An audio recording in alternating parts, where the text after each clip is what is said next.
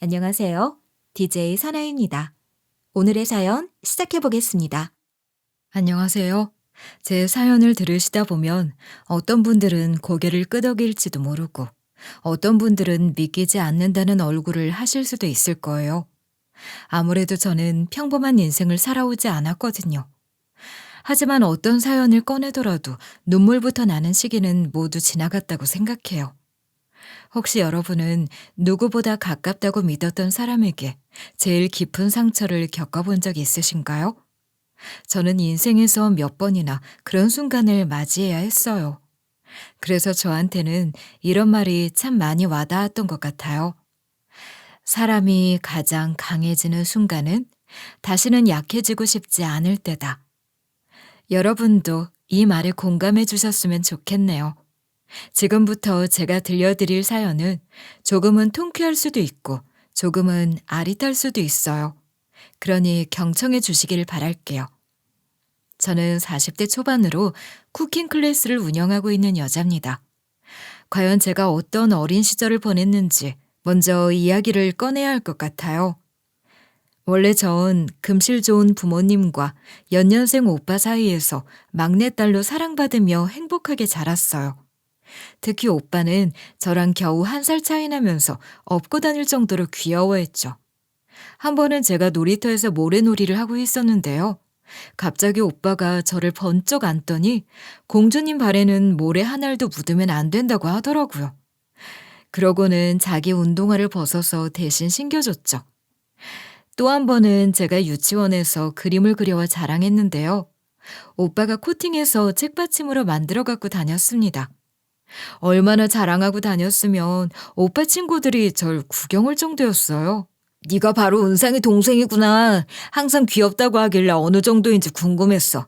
나라도 이런 동생이 있으면 자랑할 것 같긴 하다. 솔직히 귀에 딱지가 앉을 정도라서 벼르고 온 건데 이 정도면 인정할게. 난 이런 걸로 거짓말하지 않는다니까. 내 동생이 세상에서 제일 귀여워. 난 무슨 일이 있어도 내 동생 지켜줄 각오하고 있어. 절대로 이 눈에 눈물 나게 하지 않을 거야. 무조건 웃는 일만 가득하게 해주고 싶어. 이러니 제가 세상에 무서운 게 있었겠나요? 전 온 세상이 제 발밑에 있는 줄 알았습니다. 하지만 이런 즐거운 일상은 생각보다 금방 막을 내리고 말았어요. 왜냐하면 제가 초등학교를 입학하려던 시점에 아빠가 바람을 피웠거든요. 심지어 엄마랑 시장에 갔다가 직접 목격했습니다. 사실 엄마는 어떤 나무를 사야 할지 고민하느라 발견하지 못하셨는데요. 하필이면 제가 아빠를 보고 반가운 마음에 엄마한테 저기 보라고 한 거예요. 그래서 엄마는 아빠가 상간녀의 뺨을 어루만지는 광경을 맞닥뜨리신 거죠. 그나마 엄마는 주변에 아는 사람을 마주하게 될까봐 큰 소리치지 않으셨어요. 하지만 지금까지도 엄마의 손이 부들부들 떨렸던 감각만은 선명하게 기억이 납니다. 그러고 나서 엄마는 아빠가 귀가하기만을 기다리시더라고요. 그리고 아빠가 문을 열고 들어오시자마자 손에 잡히는 대로 물건을 던지셨죠. 당신은 정신이 있는 거야, 없는 거야? 어떻게 애들 아빠가 다른 여자랑 대놓고 데이트를 다닐 수 있어? 지금 나만 본 줄 알아?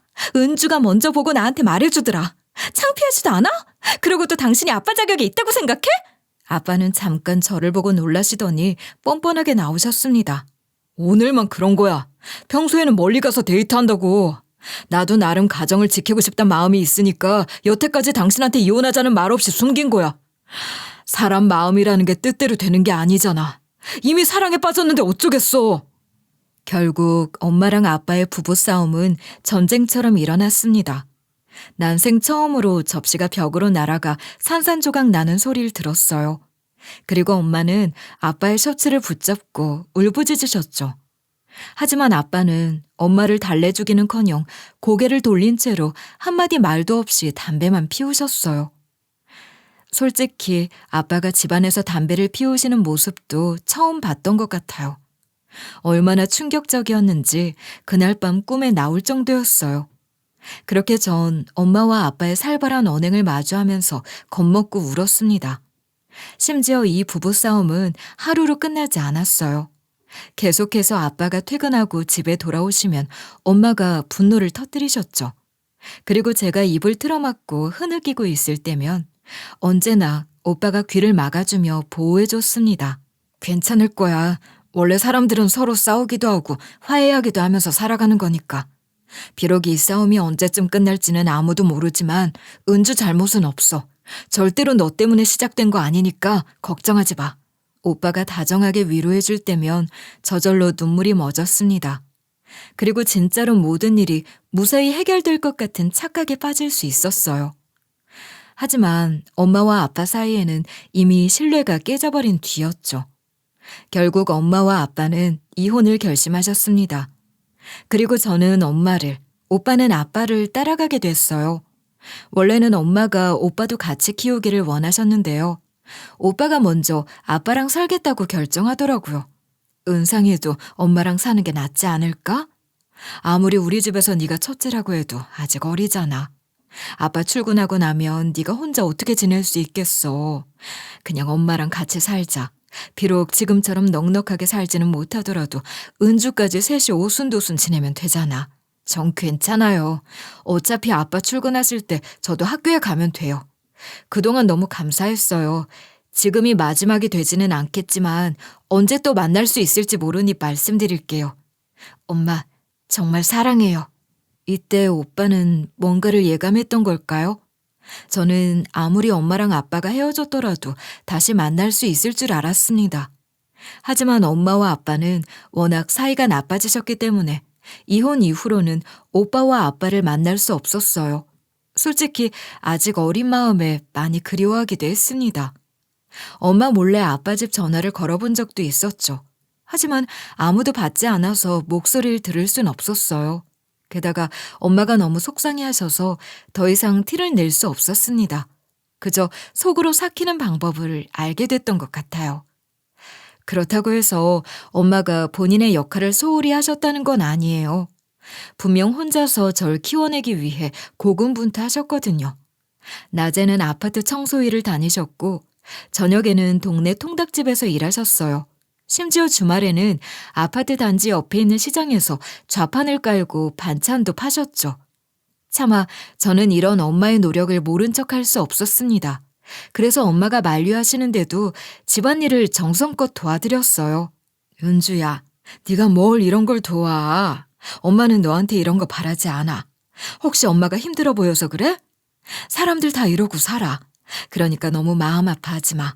엄마는 그냥 네가 네 친구들처럼 해맑게 뛰어놀았으면 좋겠어. 전 이거 다 재밌어서 하는 거예요.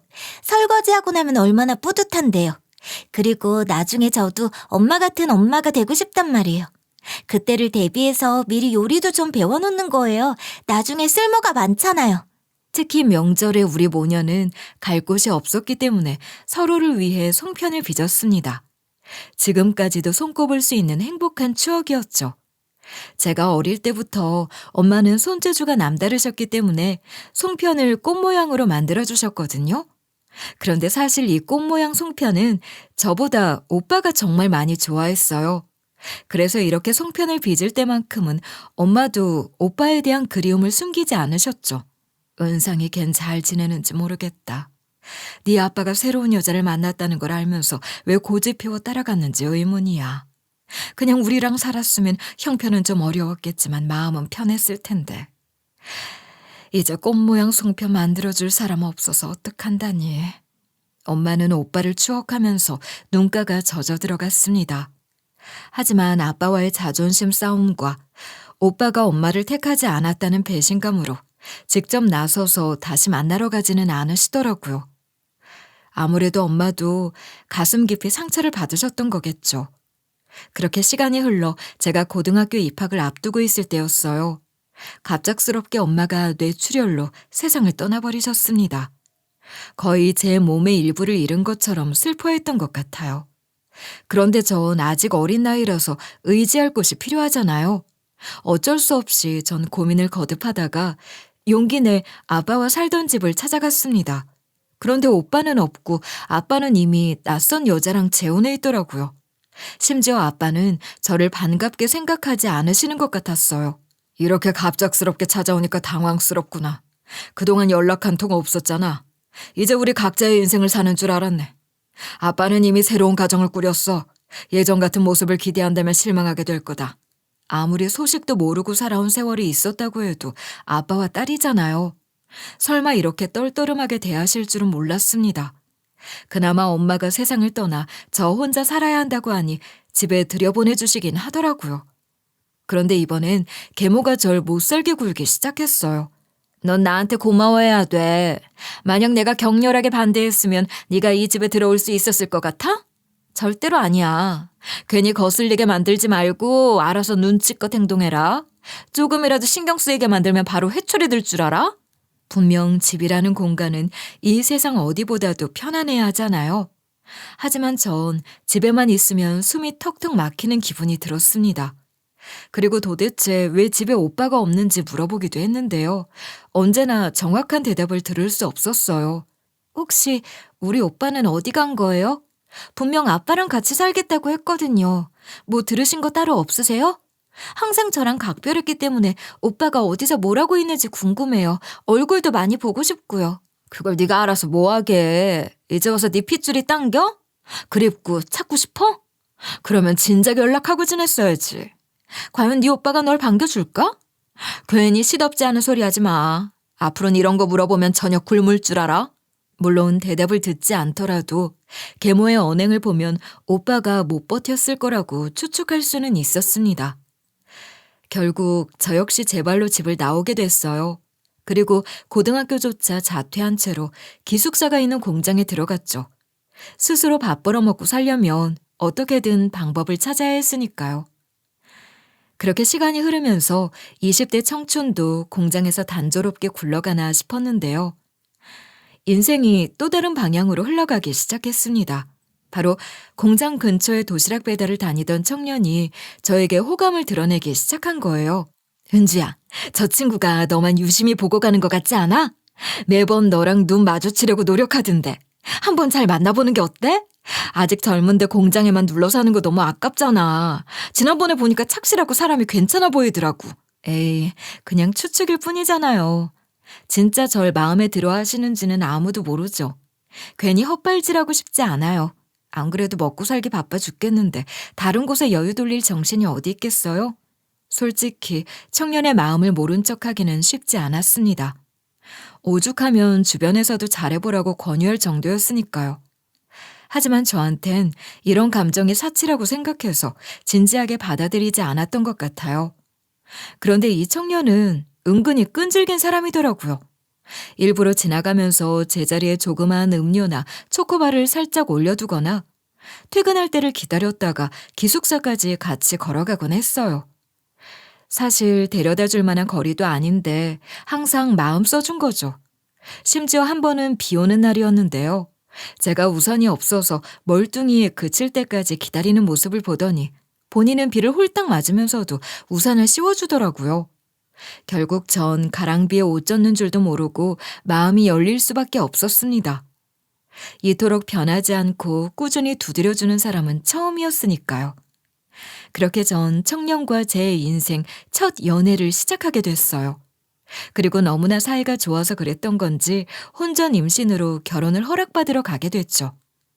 그냥 자존심 같은 거 다 내려놓고 솔직히 말하자면 정말 많이 초조하고 불안했습니다. 아무래도 전 가진 것도 배운 것도 집도 뒷배도 없는 여자였으니까요. 과연 마음에 들어 하실지 두려웠던 거죠. 과연 날 며느리로 받아주실까? 어른들이 보시기에 내가 좋은 며느리감은 아니잖아. 만약 거하게 반대하시면 어떡하지? 솔직히 겁이 많이 나네. 당신은 어머님, 아버님 반응이 어떨 거라고 예상되는 거 있어? 그게 걱정하지 않아도 돼. 어차피 오늘 뵈러 가는 건 그냥 내가 사랑하는 여자를 소개시켜드리는 자리라고 생각하고 있거든. 만약 우리 부모님이 반대하신다고 해도 내 마음은 변하지 않을 거야. 그러니까 너무 마음 졸이지 마. 오히려 남편은 본인도 있고 뱃속에 아이도 있는데 왜 가진 게 없냐며 달래주더라고요.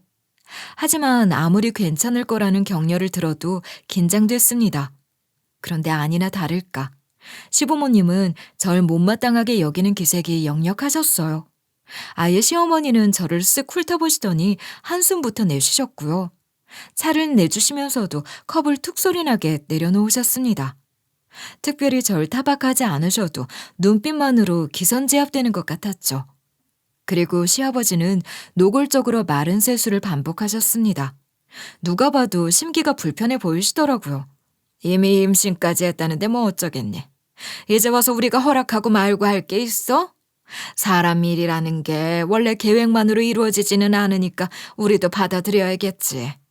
설마 내가 이렇게 허무하게 할머니가 될 줄은 몰랐다. 만약 제 뱃속에 아이가 없었더라면 격렬하게 반대하셨을 게 분명했습니다. 그렇게 전 환영받지 못하는 결혼을 했기 때문에 지원이나 분가는 감히 기대할 수도 없었어요. 자연스럽게 합가해서 신혼을 시작하게 된 거죠. 솔직히 마냥 편안하지는 않았습니다. 그래도 외롭게 지내다가 가족이 생겼다고 하니 기쁘긴 하더라고요. 아무리 시부모님이 하나부터 열까지 구박하시더라도 남편이 다정하게 대해주니 이겨낼 수 있었어요. 너 혹시 내가 임산부라고 특별 대우해 주길 바라는 거야? 그래서 일부러 배 내밀고 다녀? 내가 갑자기 할머니 되는 것도 황당해 죽겠는데 네 비위까지 맞춰줘야 돼? 왜 눈은 똑바로 뜨고 쳐다봐? 어머니, 그게 무슨 말씀이세요? 일부러 배 내밀고 다니는 게 아니라 자연스럽게 배가 나오고 있는 거죠. 마냥 마음이 가는 며느리가 아니라고 해도 제가 사랑해서 데려온 여자예요. 이 뱃속에 제 아이도 있고요. 제발 눈치 좀 주지 마세요. 남편은 아침마다 제가 입덧으로 고생하면 따뜻한 미음을 끓여서 직접 침대까지 가져다 줬습니다. 그리고 시어머니가 뭐라고 할까봐 본인이 나서서 집안일을 처리했어요. 그리고 퇴근하고 나서 제 발이 부어있는 것 같으면 물수건으로 닦아줬죠. 언제나 제 곁을 듬직하게 지켜줘서 의지가 되더라고요. 하지만 이런 일상은 오래가지 못했습니다.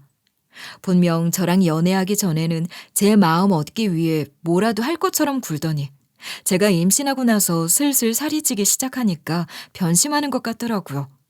원래는 같이 드라마를 보면서 하하호호 떠드는 게 즐거운 취미였는데요. 언젠가부터 리모컨을 빼앗아 스포츠 채널로 돌려버렸어요. 그리고 제가 무거운 짐을 들지도 못하게 하던 사람이 모르는 척 지나쳐버리기 일쑤였죠. 심지어 제 생일은 아예 잊어버리고 외박해버렸습니다. 또 제가 몸이 좋지 않아서 하루 종일 누워있는데도 너무 게으른 거 아니냐면서 타박하더라고요. 살찌는 사람들은 다 이유가 있는 것 같다니까. 당신 그렇게 임신 핑계로 빈둥거리고 있을 거야? 적어도 나한테는 잘 보일 생각을 갖고 있어야지. 이러다가 내 마음이 식어도 상관없나 봐. 집에만 들어오면 당신 때문에 갑갑해. 내가 일부러 누워있는 줄 알아? 나도 몸이 가볍다면 부지런하게 움직이고 싶어. 누가 보면 내가 남의 아이 가진 줄 알겠다. 뱃속에 뻔히 당신 아이 있는 거 알면서 왜 눈치 주는 거야? 굳이 당신 아니어도 힘드니까 구박하지 마. 제가 남의 아이도 아니고 남편과의 아이를 임신한 건데 이리 투덜거리니 억울하고 서러웠습니다. 그나마 출산하고 나서 몸이 돌아오면 남편의 마음도 돌이킬 수 있을 거라고 희망을 가졌던 것 같아요. 하지만 막상 출산하고 나서도 살은 쉽게 빠지지 않더라고요. 일단 관절이 약해지는 바람에 운동을 쉽게 도전할 수 없었어요. 게다가 아들이 밤마다 깨면 수유하느라 제대로 잠을 못 잤죠. 그렇다고 낮에 자기에는 집안일이 쌓여 있어서 다른 시간을 낼 여유가 없더라고요. 하도 스트레스를 받다 보니까 저도 모르게 군것질이 잦아지기도 했어요. 결국 몸이 망가진 상태로 굴러가다 보니까 살이 빠지지 않았던 것 같아요. 그러다 보니 시부모님과 남편은 제가 아들을 낳았다는 건 기뻐하면서도 저를 식충이 취급했습니다. 너는 아직 나보다 훨씬 젊은 애가 왜 벌써 퍼져 살 생각하니? 나 같으면 이미 애기 안고도 집안일하고 운동 다녔을 거다. 원래 어미 노릇이라는 게 쉽지 않은 거야. 앞으로 갈 길이 먼데 벌써 몸져 눕다니 어이가 없구나. 어머니가 봐도 문제가 있죠. 입만 열면 몸이 고달파서 그렇다고 핑계대는데 언제까지 이해해줘야 할지 모르겠어요. 설마 이런 식충일 줄 알았다면 연애도 안 했을 거예요. 그나마 아들이라도 낳아서 다행이죠. 심지어 남편은 절 더 이상 사랑하지 않는다는 것을 노골적으로 보여주기라도 할 것처럼 옷깃에 립스틱을 묻혀오기도 했습니다. 그런데 제가 문제 삼아도 별 수 있겠냐는 식이더라고요. 당신 지금 옷깃에 이거 뭐야? 도대체 누가 유부남한테 이런 짓을 한 건데? 우리가 그냥 부부도 아니고 이제 애까지 있는데 서로 의리는 지켜줘야 하는 거 아니야? 어떻게 이런 모습으로 당당하게 들어올 수 있어? 내가 뭐 외박을 한 것도 아닌데 왜 바가지를 긁어? 이 정도면 그냥 감사하게 여겨야 하는 거 아니야? 당신 거울 좀 봐. 그런 거 보면 내가 집에 들어오고 싶은 마음이 들겠어? 어차피 나 아니면 갈 곳도 없으면서 궁시렁거리지 좀 마. 결국 저는 고민 끝에 일자리를 구하기로 했어요. 어차피 아들은 시부모님이 물고 빨고 예뻐하시니 맡기면 될 거잖아요. 그리고 이렇게 돈을 모아야 남편과 떳떳하게 이혼하고 아들 데리고 나가서 살 수 있는 거 아니겠어요? 결국 제가 돈을 벌어오겠다고 하니까 남편과 시부모님은 얼씨구나 좋아하시더라고요. 네가 드디어 정신 차렸구나. 도대체 언제쯤 네 입에서 마음에 드는 말이 나올지 궁금했다. 이제는 우리 집안에서 쓸모 있는 존재가 될 수 있도록 노력해라. 그래야 너도 네 애한테 당당하지 않겠니? 괜히 밉보여서 잘리지 말고 돈 잘 받을 수 있도록 노력해. 예전에 공장 다녔을 때는 꽤 오랫동안 성실했잖아. 괜히 몸 무거워졌다고 핑계대지 말고 빠릿빠릿하게 움직여. 그래야 월급 똑바로 받지. 그렇게 전 집안일 하나는 워낙 자신이 있었기 때문에 재벌집에 식모로 취직했어요. 물론 집이 훨씬 넓어서 일이 어렵게 느껴지기도 했지만 원래 했던 가닥이 있어서 그런지 금방 적응할 수 있었답니다. 심지어 같이 일하시는 분들도 잘해주시더라고요. 그리고 사모님은 제가 아직 어린 아들이 있고 시부모님 댁에 얹혀 산다고 하니 월급도 신경 써서 보너스까지 챙겨주셨습니다. 솔직히 감사하다는 생각밖에 안 들었던 게 제가 일을 시작하고 나서 시부모님이 얹혀 사는 비용을 내라며 일부 가져가셨거든요. 그래서 시부모님한테 돈을 빼앗기면서도 사모님이 주신 보너스로 차곡차곡 모을 수 있다는 게 기뻤어요. 그런데 제가 너무 긍정적이고 희망적으로 생각했나 봐요. 분명 계획대로 일이 잘 흘러가고 있는 줄 알았는데요. 제가 재벌집 식모로 들어갔다니까 남편이 일자리를 그만둬 버렸습니다. 진짜 기가 막혀서 뒤통수를 한 대 후려치고 싶었어요. 아니, 당신 마음대로 일을 그만둬 버리면 어떡해. 그냥 나한테만 의지하겠다는 거야? 나한테도 미리 알려줘야 계획을 세우든지 고치든지 했을 거잖아. 이렇게 갑작스럽게 통보를 해버리면 어쩌라는 거냐고. 아무 곳이나 가서 식모 생활하는 것도 아니고 재벌집 들어간 거면 뭐라도 콩고물이 떨어질 거잖아. 나도 여태까지 쉼 없이 달리면서 살았으니까 좀 쉬고 싶어. 평생 놀고 먹은 것도 아니니까 이해해줄 수 있잖아. 아니, 시부모님이랑 같이 사는 데다가 아들까지 무럭무럭 자라나고 있는 상황에서 무슨 배짱인지 모르겠더라고요. 심지어 제가 이렇게 의논도 없이 결정하면 어떡하냐는 식으로 따져 물었는데도 남편은 적반하장이었습니다. 뭐 그렇게 걱정이 많아. 우리 둘 다 백수인 것도 아니고 당신이 착실하게 벌어오고 있잖아. 그냥 내가 집안일하고 육아하면 될 거 아니야. 그럼 바로 문제 해결된 건데 왜 그렇게 난리를 피우려는 건지 모르겠네. 당장 이혼해버리고 싶은 마음이 굴뚝 같았습니다. 심지어 이 마음은 이번에 처음 생긴 것도 아니었죠. 사실 제가 재벌집 식모로 들어간 건 우리 아들을 책임지기 위해 돈을 마련하고 싶기 때문이었잖아요. 그래서 이 험난한 일상을 억지로 꾹 참고 있었던 거죠. 그런데 남편 때문에 돈도 모으기 쉽지 않아진 거였어요. 말 그대로 피가 거꾸로 솟는 기분이 들더라고요.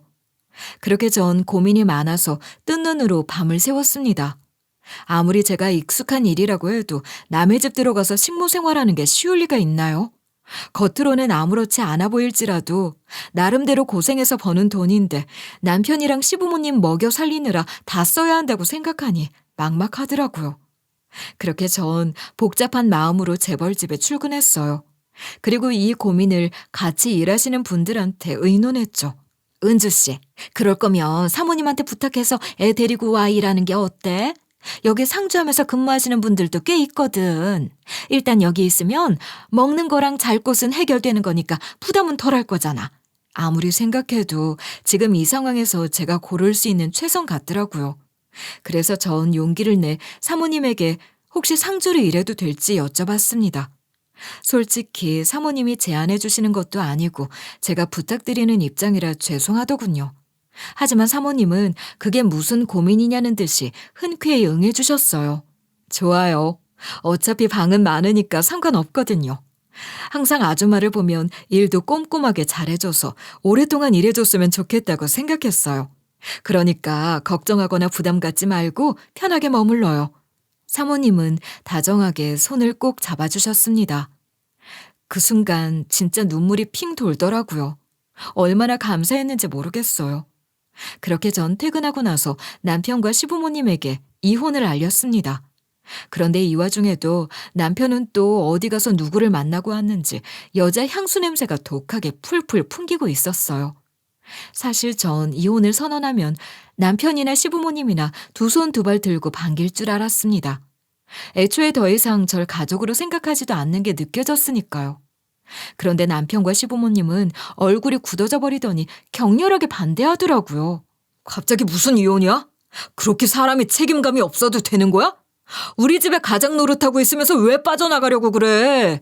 지금까지 먹고 살게 해줬으니 당신도 우리를 책임져야 하는 거라고. 괜히 도망칠 생각하지 마. 그래. 안 그래도 마음에 들지도 않는 며느리 여태까지 머물게 해줬는데 돈 좀 벌게 되니까 냅다 튀겠다는 거냐? 어디 이혼이 쉬운 줄 알아? 일부러 너 좀 힘들다고 생색내는 거지? 절대로 네 뜻대로 순순히 갈라서는 건 안 돼. 과연 제가 얼마나 황당했을지 예상이 가시나요? 그동안 절 식충이 취급하더니 이제는 통장 취급하려는 거였어요. 당연히 저는 뜻대로 당해줄 생각이 없었죠. 어떻게든 이혼할 거라고 결심을 굳혔거든요. 내가 어떻게 여기서 더 살붙이고 살 수 있겠어. 걸핏하면 구박하는데 숨이나 쉬겠냐고. 어차피 나한테서 마음도 뜨고 맨날 여자 향수 풍기는데 서로 놓아주자. 이제는 얼굴 보고 살기 서로 지긋지긋하잖아. 제가 이혼의 뜻을 굽히지 않자 남편은 당황하는 것 같았습니다. 그러더니 제 뺨을 후려치면서 고함을 지르고 난리치더라고요. 심지어 보란듯이 식탁에 올려져 있던 컵과 그릇을 바닥에 던지며 깨뜨렸어요. 그나마 저한테 더 이상의 손찌검을 하지 않아 다행이라는 생각이 들었습니다. 아무리 나 때문에 마음 상하는 일이 있더라도 아들까지 자라고 있는데 너무 책임감 없이 금방 포기하는 거 아니야? 난 절대로 이혼해 줄 생각 없어. 그냥 당신이 포기하고 이 상황에 적응하는 게 맞아. 누가 누구 보고 책임감을 운운하는 건지 황당했습니다. 심지어 지는 직장까지 관두고 놀러 다니고 있잖아요. 하지만 전 힘으로 상대가 안 되니 수긍한 것처럼 대충 얌전히 있었어요. 그리고 남편과 시부모님이 잠든 사이에 아들을 안고 짐을 싸서 재벌집으로 달아났죠. 아무래도 제가 사모님의 허락이 떨어진 당일에 급히 찾아온 거라 당황해 하시더라고요. 그래도 절 내보내지 않고 바로 받아주셔서 얼마나 감사했는지 모릅니다. 아니, 벌써 왔어요? 혹시 무슨 일이라도 있던 거예요? 일단 들어와서 말해요. 혼자서 애 데리고 짐까지 싸우느라 고생 많았겠네요. 어떻게 된 건진 그냥 나중에 들을 테니까 방에 가서 쉬도록 해요. 그렇게 전 재벌집에서 아들과 함께 지낼 수 있게 됐습니다. 어찌나 감사하던지 더욱더 충성심을 가지고 임해야겠다는 마음뿐이었어요. 그런데 사모님이 명절을 앞뒀으니 송편을 빚자고 하시더라고요. 사실 엄마가 가르쳐 주셨던 방법은 일반적이지 않기 때문에 정신 차리고 했으면 남들 빚는 대로 모양을 만들었어야 했어요. 하지만 남편 때문에 너무나 정신이 없어서 그런지 손이 익숙하게 습관대로 꽃 모양을 만들어 버렸더라고요. 그런데 사모님이 제가 만든 송편을 발견하고 화들짝 놀라시는 거예요. 아줌마, 이 송편 도대체 누구한테 배운 거예요? 이 꽃 모양 송편을 어떻게 하세요? 아직도 배울 수 있는 곳이 있는 건가요? 얼른 좀 말해봐요. 설마 직접 생각해서 만드신 건 아니죠? 아무래도 제가 보편적이지 않은 모양으로 송편을 빚었기 때문에 지적받는 줄 알았습니다. 벌써부터 사모님의 눈밖에 나면 안 되니까 바로 죄송하다고 고개를 조아렸죠. 그런데 사모님은 오히려 눈을 크게 뜨시면서 어떻게 배운 거냐며 연신 캐물으시더라고요. 이건 이미 세상을 떠나신 엄마가 가르쳐 주신 거예요. 원래 손재주가 좋으셨거든요. 우리 모녀는 항상 가족들이 그리울 때면 이렇게 송편을 꽃 모양으로 빚곤 했어요. 다 같이 살았을 때는 이 꽃 모양 송편 때문에 하하호호 분위기가 좋았으니까요. 저는 추억에 잠겨서 눈물을 글썽이며 설명했습니다. 그런데 사모님이 제 말이 끝나기도 전에 갑자기 울음을 터뜨리셨어요. 그리고 회장님에게 전화해 부르시더라고요. 당연히 전 눈앞에서 벌어진 상황에 당황스러울 수밖에 없었죠. 아무래도 제가 뭔가 큰 잘못을 저지른 건가 싶더라고요. 원래 회장님은 엄청나게 바쁘신 분이라 저 같은 사람하고는 마주할 기회도 거의 없으셨거든요.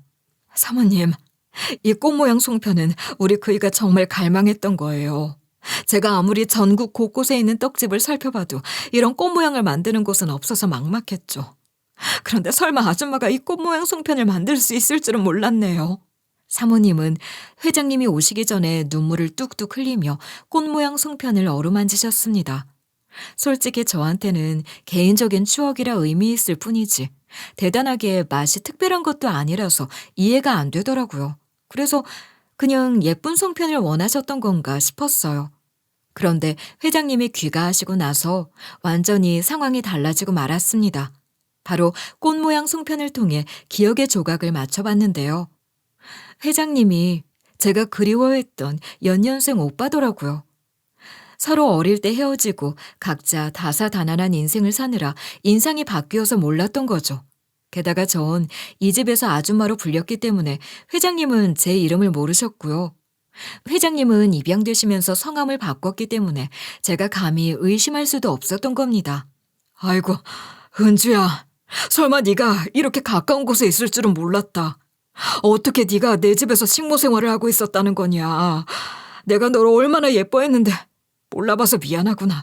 항상 그리워하고 있었단다. 오빠는 그동안 어떻게 살아왔는지 자초지종을 들려줬습니다. 사실 오빠는 과거 저와 엄마를 따라가고 싶은 마음이 있었다고 하더라고요.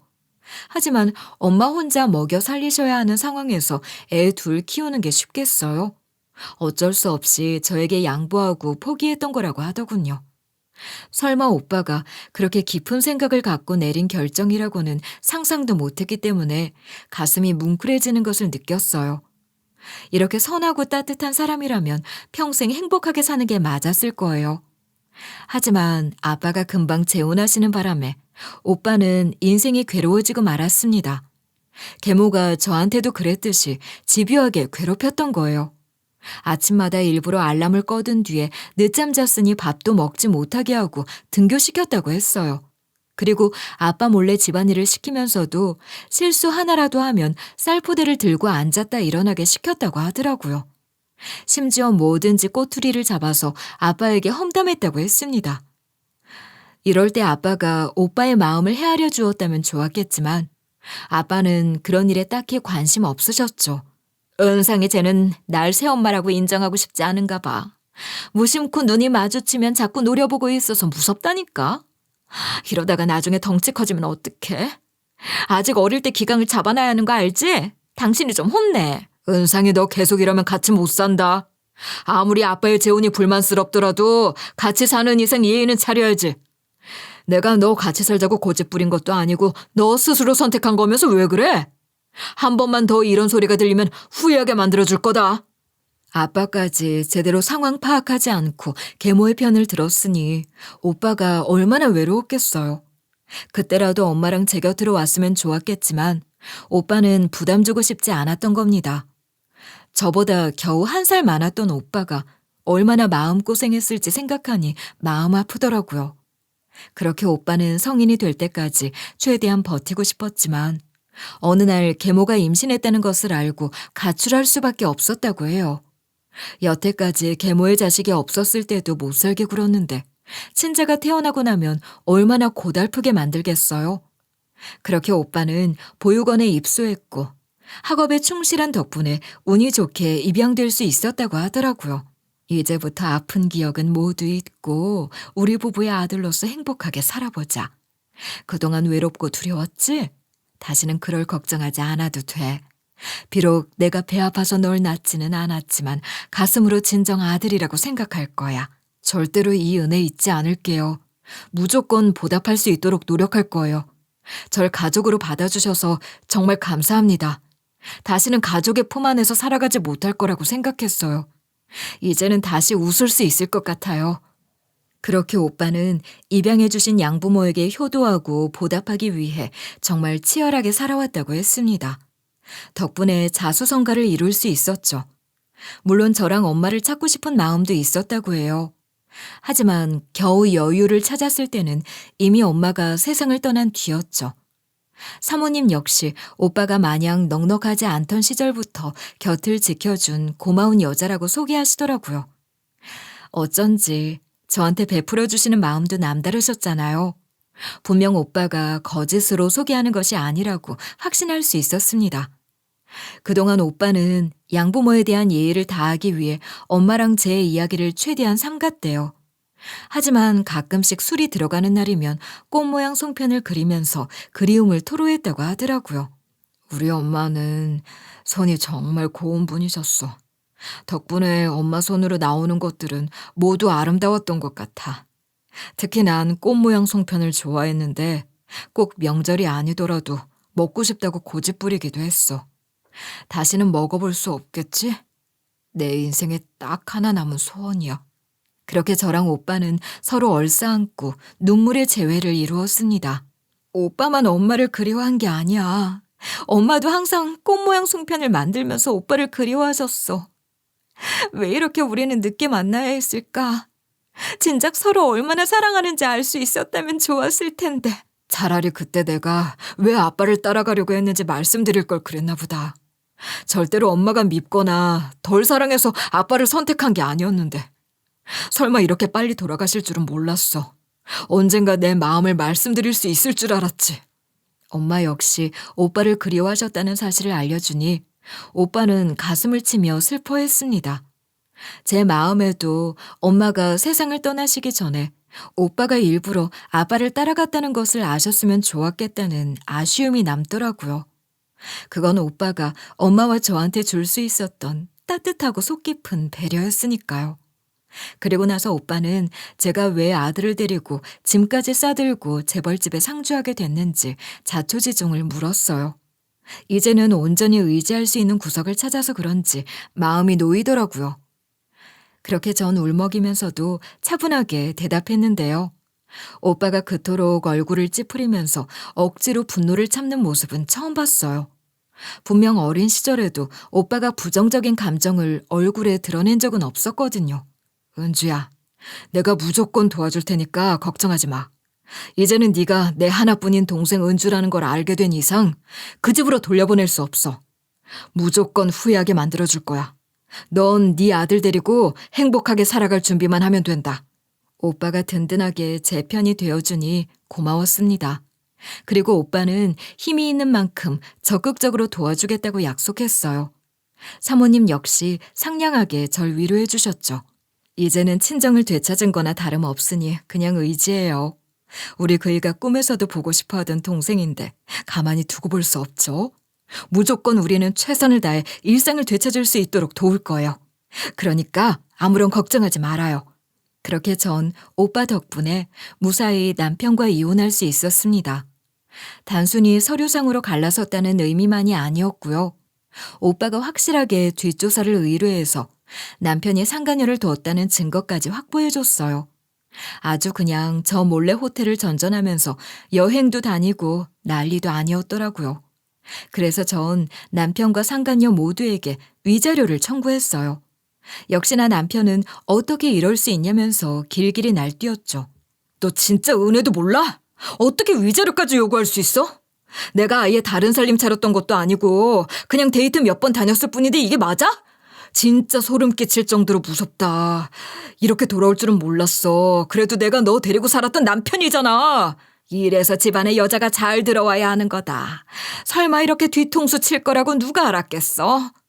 우리 가족 풍비박산 내고 가버릴 거면 차라리 네 아들만은 내놓고 가라. 우리한테 하나뿐인 손자인데 빼앗길 수 없어. 제가 낳은 제 아들인데 무슨 빼앗긴다는 소리를 하시는 거예요?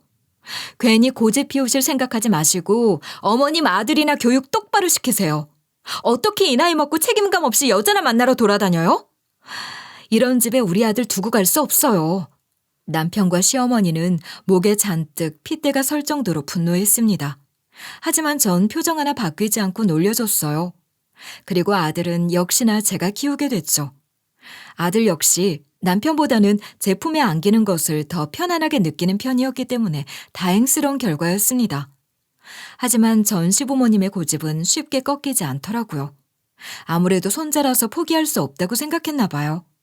자꾸만 면접 교섭권은 이행해야 하지 않냐면서 저를 들들 볶았거든요. 아무리 너네 부부가 서로 감정상에 헤어졌어도 얼굴은 보여줘야 하는 거 알지? 네가 인간이라면 천륜을 끊을 생각하면 안 되는 거다. 우리 아들도 애가 커나가는 과정은 볼 수 있어야 하지 않겠어? 우리 아들은 네가 싫어서 바람났던 거지 애를 미워한 건 아니란 말이다. 그렇게 우리 아이에 대한 애정이 각별하면 양육비부터 내놓으라고 하세요. 면접 교섭권만 있는 줄 아시나요? 저도 양육비 받을 권리 있다고요. 진짜 그 인간이 우리 아이가 무사히 커나가기를 바란다면 양육비도 꼬박꼬박 챙겨줘야죠. 전 시부모님이 저한테 면접 교섭권 이행을 요구할 때마다 똑같이 양육비를 내놓으라고 똑같이 맞불을 놨더니 잠잠해지더라고요.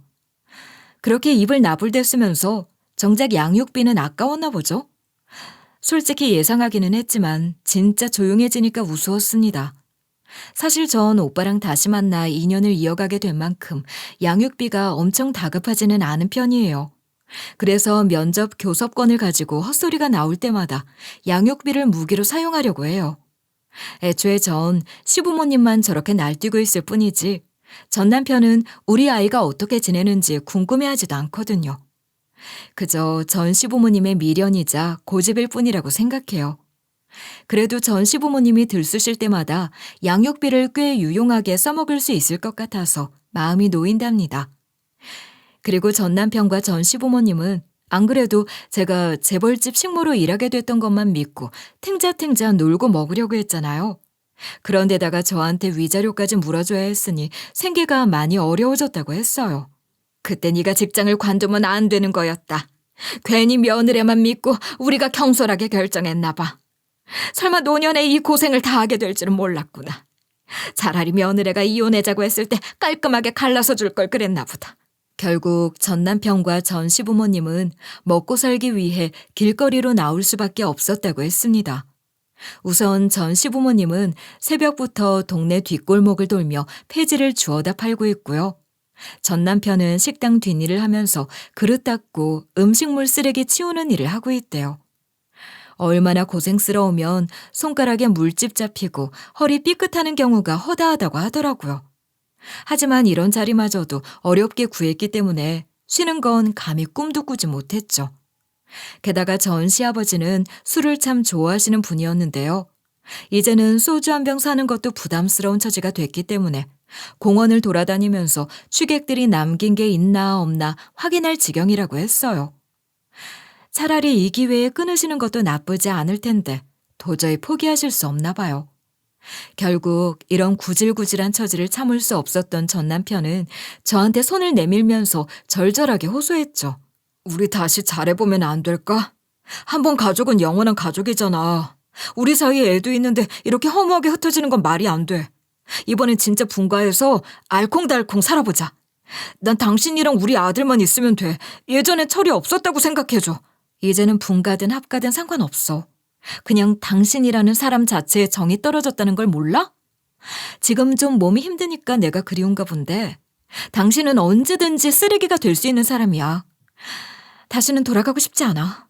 전 남편은 염치 없이 저에게 눈물로 재결합을 요구했습니다. 하지만 전 동정심도 생기지 않아서 딱 잘라 거절해버렸어요. 아이의 콧방귀까지 시원하게 뀌니까 전 남편도 포기하는 것 같더라고요. 이제는 더 이상 전 남편에 대한 어떤 정도 남아있지 않았으니까요. 그리고 전 지금 오빠가 구해준 집으로 독립해서 아들과 함께 살고 있어요. 솔직히 둘이 살아가는 거니까 커다란 집은 필요 없었는데 오빠가 많이 신경 써줬답니다. 아무래도 제가 힘들게 살아온 걸 알아서 마음 아파하는 것 같더라고요. 그리고 전 오빠한테 생활비까지 도움받고 있기는 한데요. 얼마 전에 제 이름을 걸고 쿠킹 클래스도 오픈했습니다. 하루빨리 자리를 잡고 안정적으로 수입을 벌어들이게 되면 당당하게 오빠의 도움을 거절하고 싶어요. 왜냐하면 오빠는 어릴 때부터 저에게 건네준 사랑만으로도 과분한 존재거든요. 그리고 올케 언니 역시 친언니처럼 상냥하게 대해주셔서 정말 고맙게 생각하고 있어요. 일부러 명절 때마다 따로 제 선물까지 챙겨주시면서 컨디션도 체크해 주시더라고요. 특히 조용하게 제 손에 홍삼 세트를 쥐어주셨을 땐 눈물이 날 뻔했습니다. 아무래도 오빠는 저랑 가족이었으니 마음이 가는 게 당연했겠지만 올케 언니는 꼭 저까지 신경 쓸 필요 없잖아요. 그럼에도 절 가족으로 아껴주시니 감사할 수밖에 없었죠. 힘들 땐 언제든지 이야기해요. 이에 소중한 동생이라면 저한테도 중요한 사람이니까요. 앞으로 살아가면서 혼자 애 키우다 보면 막막할 때도 많을 거예요. 그럴 때면 절대로 혼자 감당하지 말아요. 무조건 우리한테 의논해요. 이렇게 상냥하신 분이니 제가 감동받을 수밖에 없다는 것을 이해하시겠죠? 무엇보다 우리 아들이 외롭지 않게 사랑받으면서 자랄 수 있어서 감사하게 생각하고 있습니다. 꼭 저는 다시 태어난 것만 같은 기분으로 살아가고 있어요. 지난 시간의 상처는 이제 제법 덤덤하게 돌아볼 수 있는 것 같아요. 그러니 사연을 들으시는 여러분들도 만약 상처받고 계시다면 언젠가 끝날 거라는 확신을 가져보세요. 지금까지 들어주셔서 감사드려요.